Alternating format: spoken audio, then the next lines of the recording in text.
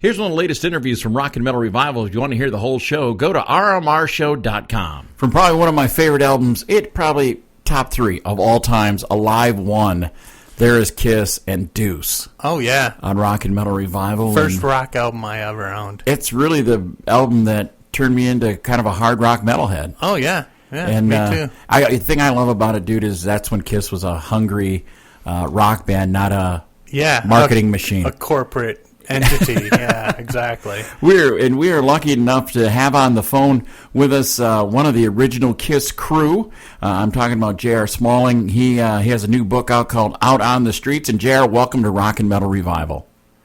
Well, thanks, guys. Appreciate it. How you doing? Good. It's a good day.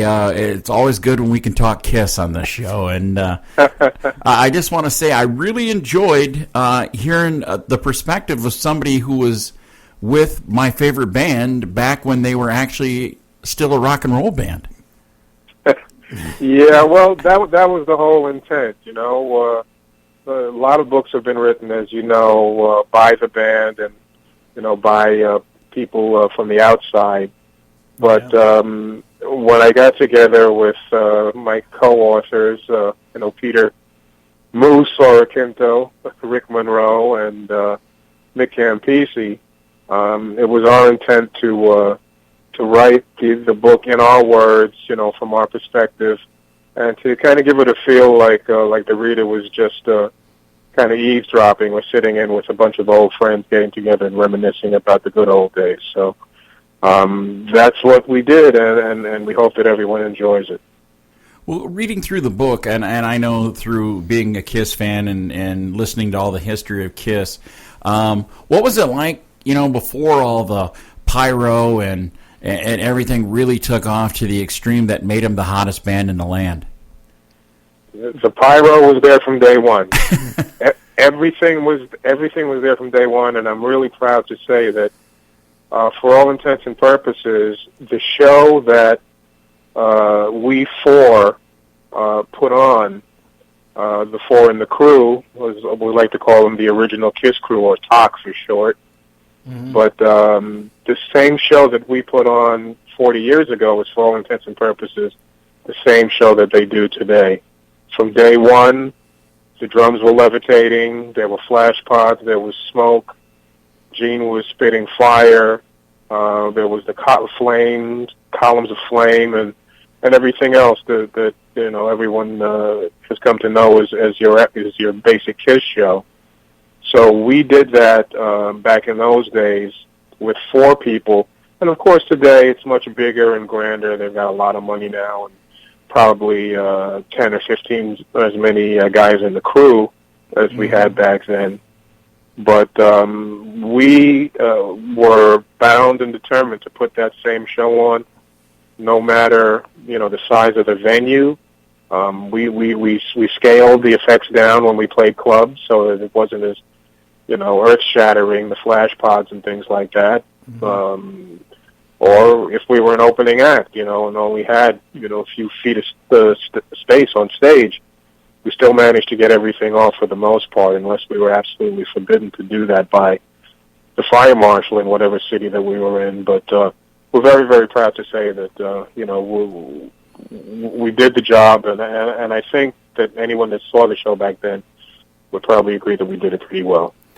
Now, with what happened with Great White at that club show, and they just had that little bit of pyro compared to what you guys were doing back then, there's quite a difference. You guys got pretty lucky then, as far as not having any huge accidents besides Moose, you know, getting his hand messed up with that exploding drumstick and stuff. But yeah, well, in the book we talk about the incident with Moose, and we don't think that it was an accident. We pretty much come out and say that it was sabotage, but yeah, we can talk about that in a little bit. But you know, you make your own luck, you know, and we were taught early on about how to deal with various safety issues.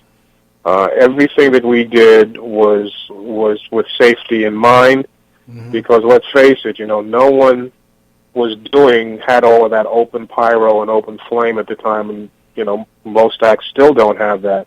Yeah. And had there been any type of an incident, even approximating the Great White tragedy, then that pretty much would have been it for Kiss at the time.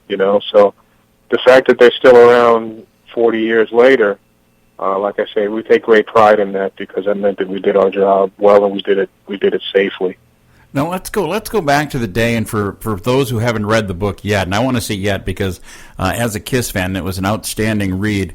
Explain to our listeners how the whole thing came together. Your relationship with the guys in the band, and how you guys became pretty much, I want to say, the minds and the hard work behind the success of Kiss. Yeah, well, when the band started, like I said, there was only 3 guys on the crew at the time. Me, Moose, and another guy by the name of Chris Griffin. Chris, for whatever reason, didn't last too long, and he was gone after the first couple of months. But there was the 3 of us. There was the gentleman that I like to refer to as the 5th member of Kiss, Sean Delaney, and Bill O'Corn. So on the road, there were really, the 4 guys in the band and the 4 of us, and we kind of created a little family kind of vibe amongst ourselves, in that we were all from New York City for the most part, and we took a lot of pride in watching our guys' backs, making sure that they were always safe and secure, and making sure that things went well. So that's pretty much how we looked at things, and that's how we took things on.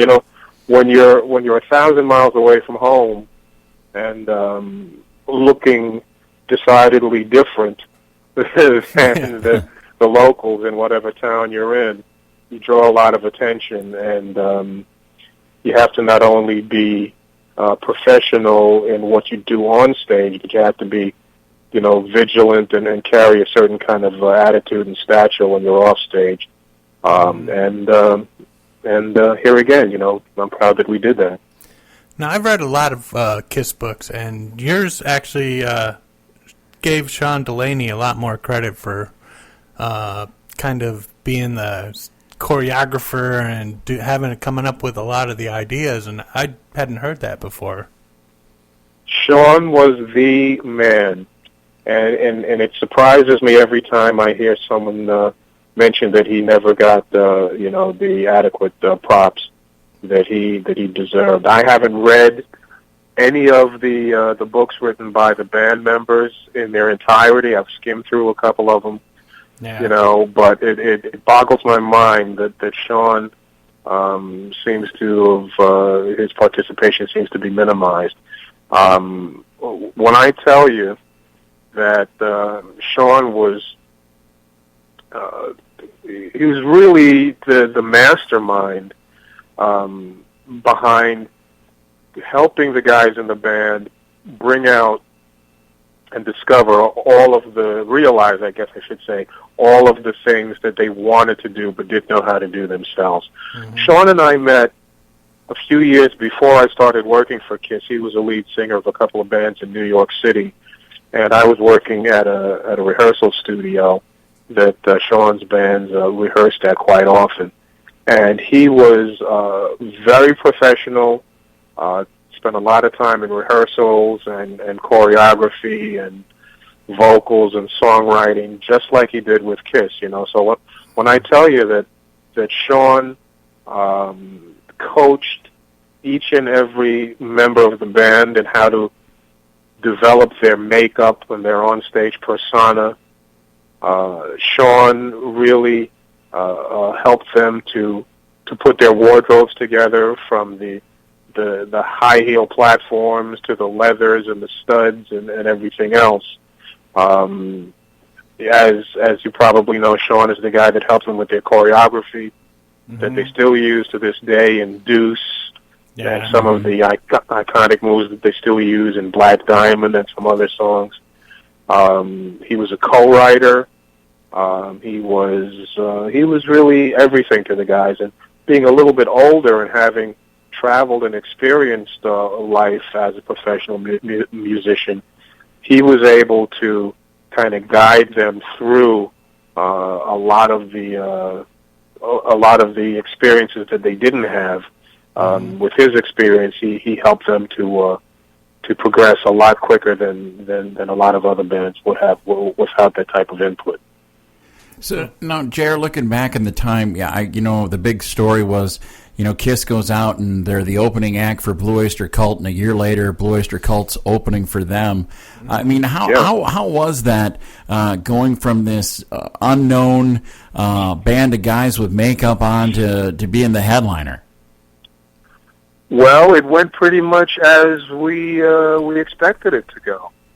Those of us in the crew, I myself had worked on a bunch of tours before, in various capacities. I'd worked on the David Bowie, the Diamond Dogs tour, and I'd worked on a tour with Yes, and worked on some gigs with Jake Isles and a bunch of stuff. Moose had done a lot of work on Broadway. He was the designated pyrotechnician and sound engineer. Mick was the drum roadie. Peter automatically snatched him up as his drum roadie because they were both Italian. There was a little affinity going on there. And Rick Monroe was just a gung-ho lighting guy that had the same attitude like we had. We knew that a band like that had never been seen before, and we knew that they were going to be huge, and we really kind of took it on as a personal kind of challenge to get that monster of a show on each and every night. And between that type of dedication, of course, the guys in the band doing their thing on stage and in the studio and in interviews and the like, and just the sheer number of gigs that we did. I mean, that first year alone, we did over 125 gigs. So when you think about it, 1 out of every 3 days we were on the road, or on stage, I should say. If we weren't on stage, we were on the road getting to the next gig. And if we weren't doing that, they were either in rehearsals or they were in the studio. So, they're the type. Kiss was the band that ascended to headline status based solely on their sheer dedication to hard work and touring. They didn't have a hit record until much later in their career. When I say much later, I'm talking about from 74 to late 75 and into 76. But they moved up just because, the audience and the crowd knew that when they went to a Kiss show, they were going to see a kick-ass gig, and that's what propelled them, the success from opening act to special guest and ultimately to headliner. So you got a lot of stories about opening for different bands, like the Argent one where you ended up putting their manager in the road case. That was pretty funny to make sure Kiss could finish their set. Absolutely, yeah. That was fun. Like I say, I mean, we were gung ho. Nothing was going to stop, the band from conquering whatever audience they faced each and every night, and we really took that stuff seriously. And fortunately, by the time that we got through the better part of 74, promoters understood the importance of having Kiss on the show, because many times, regardless of who was headlining, Kiss was selling the most tickets because people just wanted to see this phenomenon on stage and to see if what they had been told by their friends who had seen them in a smaller venue a few months earlier, if they were correct, Mm-hmm. So we didn't have to really throw our weight around, and we were very cool with everyone who was very cool with us. But you mentioned the Argent situation, and they were one of the groups that we didn't get along with, and we made sure that they knew that we weren't going to stand for it, and we didn't. Well, I gotta ask you this question now. After seeing, back when Kiss, when they were, up and coming like they were when you were working with them, to seeing that they wouldn't play together for the Rock and Roll Hall of Fame. I mean, how did that make you feel? It's funny because having not been around, I like to consider our time, January '74 through June of '76. Those were the glory days for me. You know what I mean? Like you said when we started, that's when the band was young and hungry and just kicking ass and not even taking names. So it was a giant steamroller that couldn't be stopped. Not knowing what happened, or only witnessing from afar on the outside what happened after we left, it was very disappointing to see, how the band kind of disintegrated. And, it's funny, but it seems like things started to go downhill not too long after the original crew was terminated. Yeah. So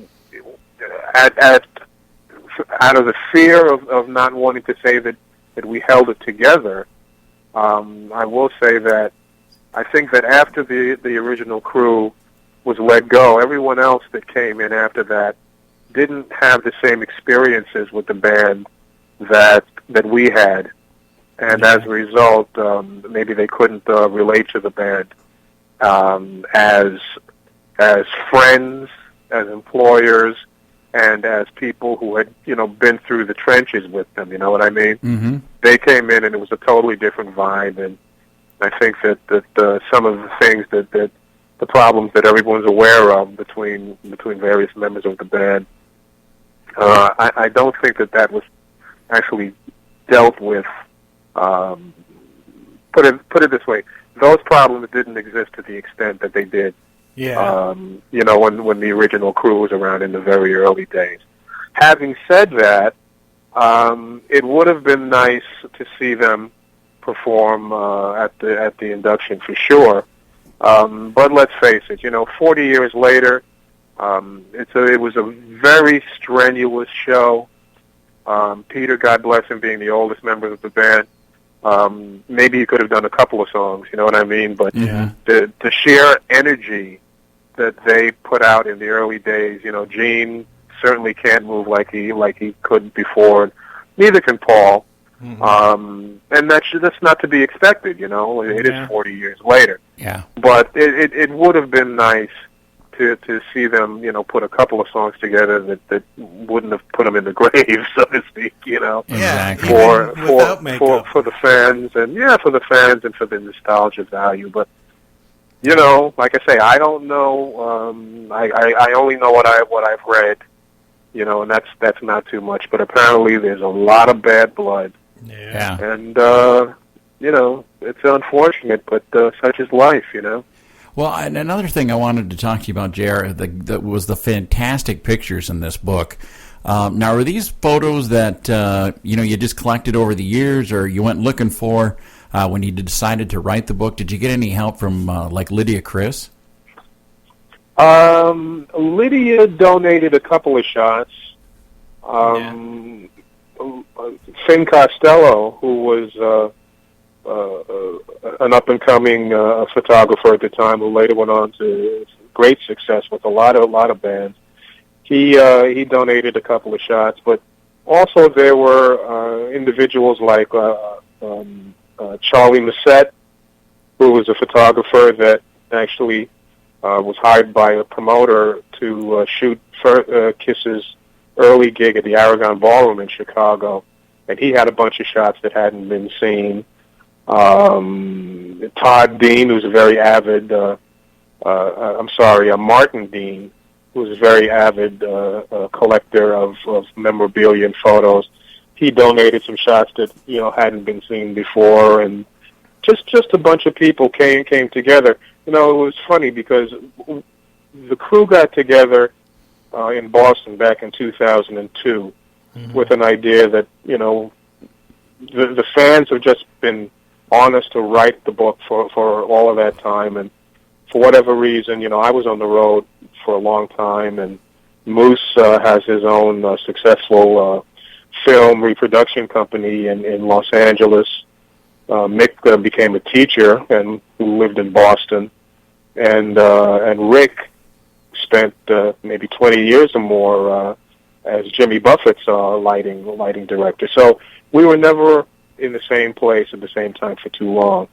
But for one weekend back in 2002, we got together in Boston specifically for the purpose of getting together and reminiscing and recording all of our thoughts and memories on tape so that we could have our thoughts together to put the book together.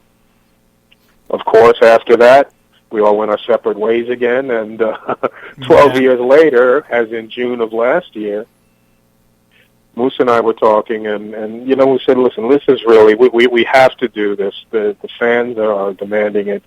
And really, we had some things that we wanted to say. Yeah. If you read the book, I think you'll agree that it's probably, 99 and 9/10% all warm and fuzzy memories and good vibes and all that. But, it was. Towards the end, the truth is the truth, and we had to get some of that stuff off of our chests as well. Yeah. So, we got together in June of last year with an idea of releasing and writing and releasing a few chapters in what we started to call editions on a weekly or, monthly basis online for purchase, with the thought that, within a year we'll have the entire book, will have been released like that, in that serial type format, and then we'll put that together. We will do the hardcover book. But once we got started, it was it just went very quickly, and we were rolling, and we were able to put it together in 6 months, and due to in large part because we wanted the fans to have something. For the Christmas holidays. We wanted the fans to have another piece of memorabilia that would shed some more light, from a different standpoint, like you said, on what was going on, but also, to have another item that they could hold in their hand and add to their collection. And thank goodness we did it. Now, you are also a drummer, right? I was a drummer, yes, sir. So do you think Kiss could have used even more cowbell? Well, Peter knew how to work a cowbell pretty well. He did, for sure. But there was, believe me, there was no shortage of volume and sound coming off of their stages, man. But they were an unbelievable band. And it was just a great experience, being involved to any extent around those guys. God bless. Now, JR, tell everybody where they can find out more about your book. The book, first of all, it's called Out on the Streets, taken from a lyric of Black Diamond, the opening lyrics to Black Diamond, which song that the Catman sang back in the day.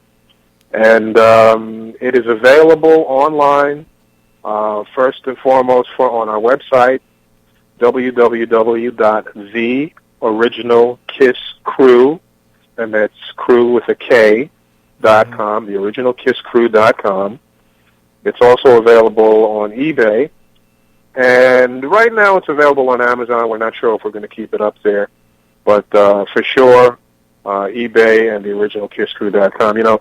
Cool. For whatever reason, and it surprised us, we weren't able to find a publisher who thought enough about the validity of the book to publish it for us. So we had to publish it ourselves, and that meant that we did everything. We wrote it ourselves, we edited it ourselves, we promoted it ourselves, and we paid for the printing and the fabrication of the book ourselves. And as such, it is not available, unfortunately, in the brick and mortar type book stores like Barnes and Noble and the like. And God, we'd love to have it there, but that's just not to be at this point in time.